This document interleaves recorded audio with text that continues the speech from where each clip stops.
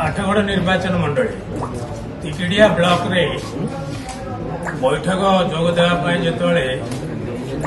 स्थानीय विधायक रणेंद्र प्रताप स्वाई जाइए बीजेपी गुंडा बाहिनी आक्रमण कर कम्युनिस्ट पार्टी सीपीआई और विरोध कर राज्य सरकार को सतर्क कर विरोधी दल पर आक्रमण जदि बंद न करेंगे आगामी दिन भयावह अवस्था सृष्टि हो मुख्यमंत्री अंततः हस्तक्षेप करूँ दोषी को दंड दिंतु आठगड़ निर्वाचन मंडली तिकिडिया ब्लॉक रे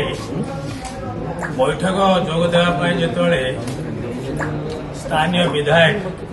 रणेंद्र प्रताप स्वाई जाइए बीजेपी